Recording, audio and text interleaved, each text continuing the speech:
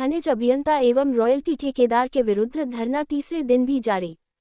बूंदी जिले के डाबी बरड़ क्षेत्र में स्टोन क्रशर संचालकों और वाहन मालिकों द्वारा रॉयल्टी ठेकेदार के विरुद्ध धरना प्रदर्शन तीसरे दिन भी जारी रहा।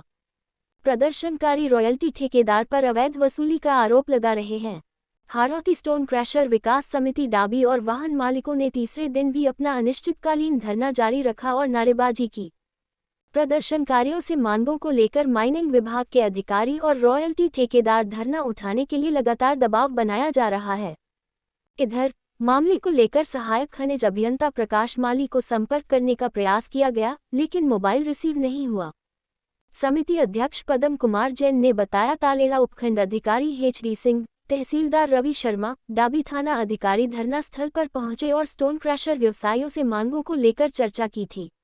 SDM तालेड़ा को माइनिंग इंजीनियर प्रकाश माली ने कल क्रशर संचालकों से बात करने के लिए कहा था, लेकिन बात करने नहीं आए और उल्टा धरना खत्म करने का दबाव बनाने की कोशिश की जा रही है। धरना प्रदर्शन में हाड़ौती क्रशर विकास समिति के अध्यक्ष पदम कुमार जैन, महासचिव पंकज कुमार, उपाध्यक्ष सूरज सैनी, अमित मंडा, गिरीश मंडा, सत्तू मित्तल, दिनेश अग्रवाल, शुभम डागल, बजरंग दल नेता छोटूलाल प्रजापत, पप्पू सिंह सहित ट्रैक्टर ट्रॉली व डंपर मालिक आदि मौजूद रहे। तानाशाही नहीं चलेगी, तानाशाही नहीं चलेगी। खनिज विभाग मुर्दाबाद, खनिज विभाग मुर्दाबाद। अवैध वसूली नहीं चलेगी, तानाशाही नहीं चलेगी, तानाशाही नहीं चलेगी। गैलेक्सी माइनिंग मुर्दाबाद, गैलेक्सी माइनिंग मुर्दाबाद, गैलेक्सी माइनिंग मुर्दाबाद, गैलेक्सी माइनिंग मुर्दाबाद। तानाशाही नहीं चलेगी, तानाशाही नहीं चलेगी, अवैध वसूली नहीं चलेगी। हमारी मुख्य मांग है कि जो राज्य सरकार द्वारा निर्धारित दर है रॉयल्टी की, उससे हमसे अधिक रॉयल्टी वसूली जाती है। अब इसके खिलाफ है जो राज्य सरकार की तय दर है उसी से रॉयल्टी वसूली जाए। और ये रॉयल्टी ठेकेदार 35 रुपये टन की रॉयल्टी दर है, उसके बजाय 61 रुपये वसूल कर रहा है प्रति टन के हिसाब से। तो इसके खिलाफ एक तो मुकदमा दर्ज होना चाहिए। हम राज्य सरकार से मांग करते हैं कि इस फर्म को ब्लैक लिस्ट किया जाए और इसका ठेका निरस्त किया जाए। इसमें अवधि के दौरान 31 मार्च 2023 से और 4 अक्टूबर 2023 4/10/2023 के बीच 6 महीने तक इसने अवैध रॉयल्टी वसूल की। इससे हम माननीय जिला कलेक्टर से भी मांग करते हैं कि वो भी माइनिंग विभाग से और स्वयं इसका जवाब दे कि वो जो रॉयल्टी का पैसा वसूला गया 6 महीने तक, वो राशि कहाँ गई। उस राशि का इस ठेकेदार ने, माइनिंग इंजीनियर प्रकाश माली ने मिलकर उसका गमन किया है और राज्य सरकार की लगभग 50 करोड़ राशि का गमन कर चुके हैं।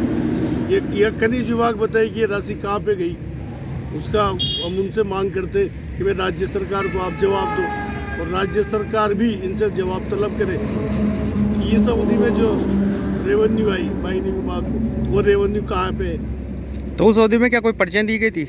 ये कहाँ की रॉयल्टी काटी गई थी? बिजोलिया जो इनके माइनिंग का ठेका भी गैलेक्सी प्राइवेट लिमिटेड के ये बिजोलिया का, तो वो बिजोलिया की पर्चियाँ दिया करते थे। बूंदी जिले की कोई अब भी बिजोलिया की देते ही। अच्छा, तो उस समय क्या गैलेक्सी माइनिंग का ठेका था? नहीं, बूंदी जिले में किसी का ठेका नहीं था 6 महीने के दौरान। अच्छा, तो उसमें बिना ठेके के वसूली करी इन्होंने। तो उस समय वसूली की गई है? वसूली की ना। अच्छा, इसमें माइनिंग विभाग के ME भी शामिल है और वो फोरमैन थे, कहता है माइनिंग विभाग का ME प्रकाश माली भी हमारे साथ पार्टनर है। अच्छा। और मुख्यमंत्री अशोक गहलोत का लड़का वैभव गहलोत भी पार्टनर है।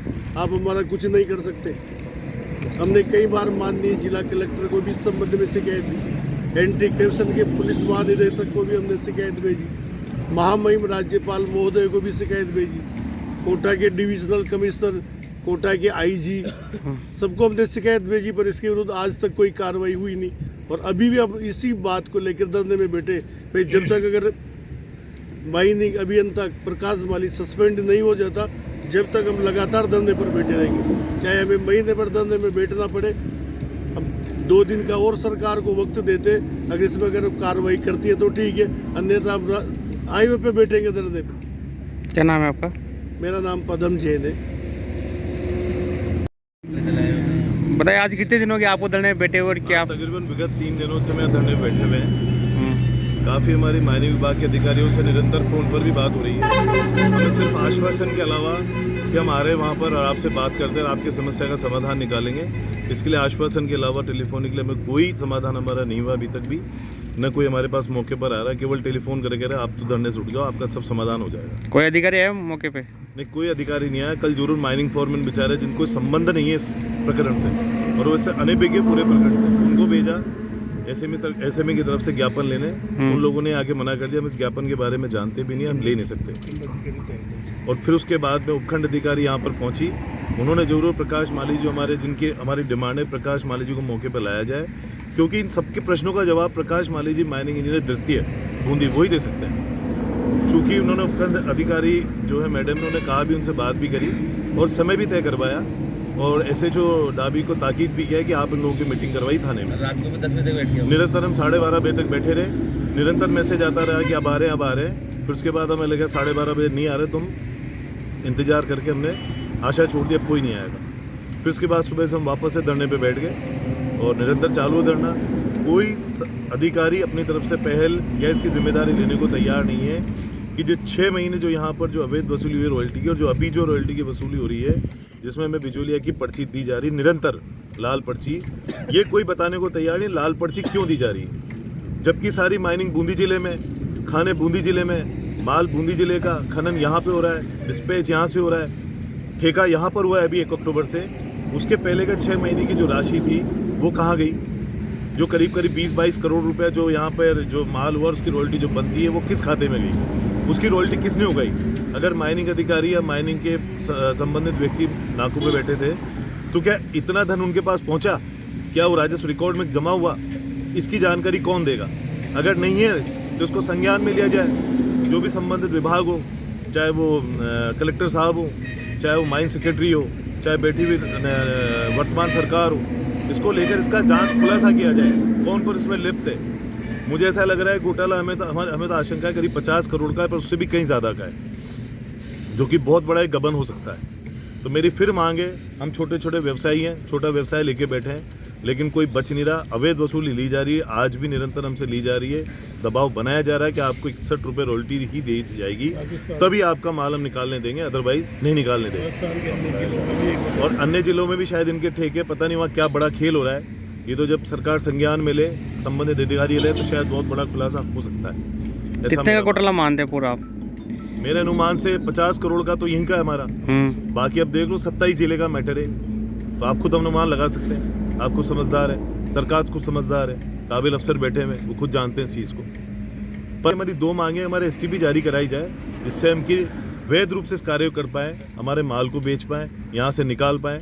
जो हमें एसटीपी बार बार आश्वासन होने के बाद भी नहीं दी गई है। लेकिन जब ये ठेका यहाँ पर नहीं था 1 मार्च से लेकर 3 अक्टूबर तक, तो स्वतः ही माइनिंग इंजीनियर ने मैं बुला के एसटीपी जारी कर दी, और जैसे ठेका उस दिन से हमारी एसटीपी बंद कर दी।